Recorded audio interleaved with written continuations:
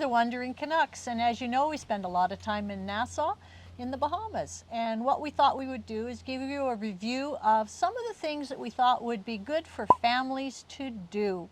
And the first is to go to the Baha Bay Water Resort. This is located adjacent to the Baha Mar Hotel complex. It's a very large water park, lots of slides, restaurants inside, access to the beach, and I'm sure the kids will absolutely love it. In the Baha Mar Resort as well, they do have a area with some flamingos. There's an area where you can feed the turtles. The kids can go in and see some of the rays underwater and feed some of them. There's lots of things to do.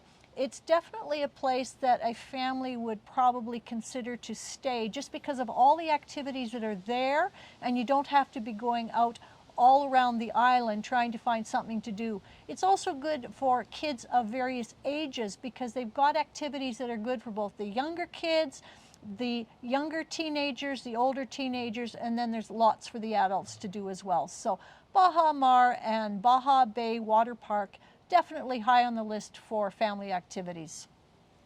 Now, talking about water parks, Atlantis again. We have never been into the water park at Atlantis, but it's got many, many years of a reputation. I presume it's very good for families, children, and so on, restaurants in the area.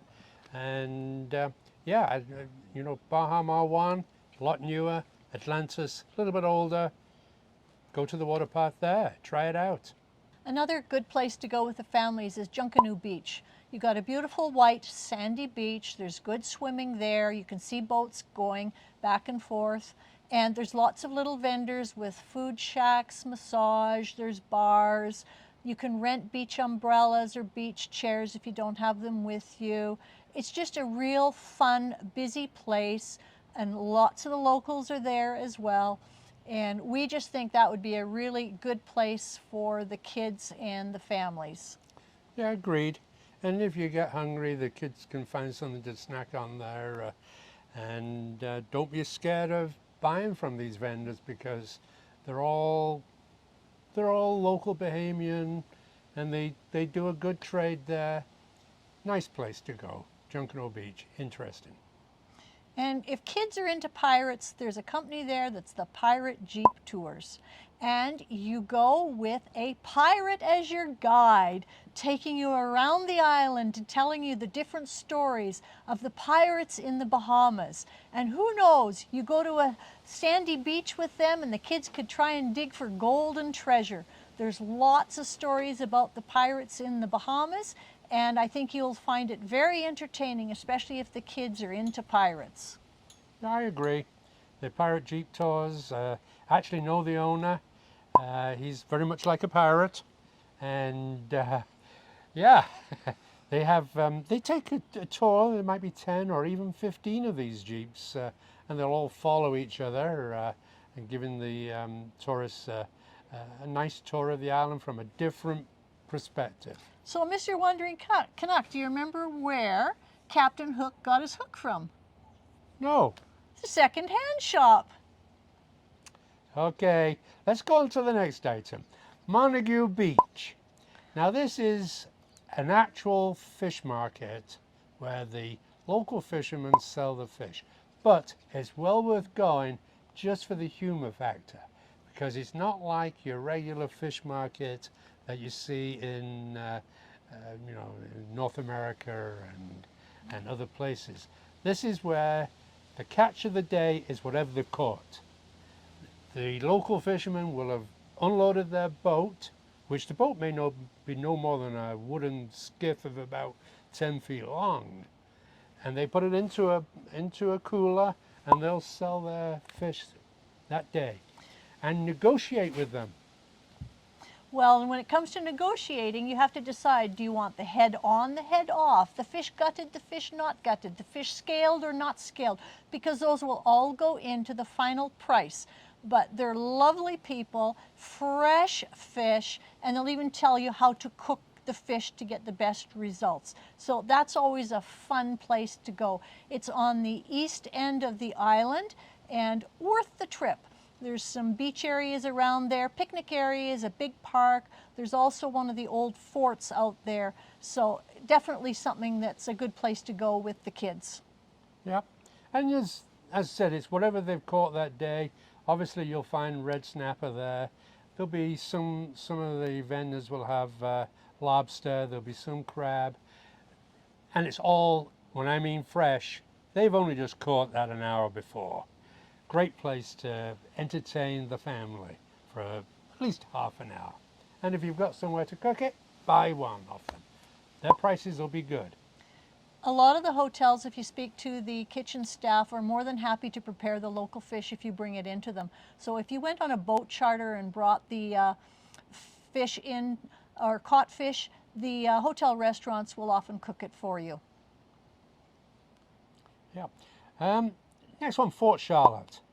Never been into the fort, but I've seen it from close up because it's right close to the cricket club, and we talked about that in one of our other videos. So the cricket club, the cricket grounds, and then Fort Charlotte goes all the way around that, overlooking the fish fry, basically in Arrowhead Key. They placed the Fort Charlotte high up so that any invading people from 100 years ago would come in. They would get a cannon full of lead thrown down them at them. I think the fort was actually built in the late 1700s and been preserved. So there are tours that you can do, but the tours are restricted to certain times and certain dates. So you will have to check in advance. Don't just show up and expect to get in. Yeah. And I think the last thing that we say, it doesn't sound much like entertainment, but I want you to try it. If you've got family, take a bus ride. They may call it a jitney, but it's the bus ride. They go all over the island. They center themselves from the downtown core. It's $1.25 per person. So, and you can go as far as you want for that $1.25. Get off the bus, the next bus you get onto, you have to pay another $1.25. But yes, try that. A bus ride, good way of seeing some things from the bus driver's point of view. And they'll stop anywhere for you. You want to get out at an odd spot in Cable Beach, they'll drop you off. They'll also stop for you if you just wave your hand. They'll just pull in. It doesn't matter what traffic's there. They're fighting for that $1.25. So if you're not staying right in the downtown area, get on a bus, go downtown, plan to spend the day there, go to the straw market, have lunch out, and then take the bus back to wherever you're staying. On the other hand, if you're staying in the downtown area, use the bus to go out of the downtown area, much less expensive than a cab and a lot more fun. And you get to meet some of the locals, and we really have enjoyed it. We take the buses occasionally and enjoy every time we've been on the bus. Yeah, so you can't find a parking spot downtown, so if we go downtown, we don't take the car, we get the bus. Well, that's the Wandering Canuck's thoughts on some things to do with the family. It's not all inclusive, but I think those were things you would get some value and enjoyment out of. So travel with us when you can't travel yourself. Stay tuned for more videos. Give us a like, subscribe to the channel. Adios, see you next time.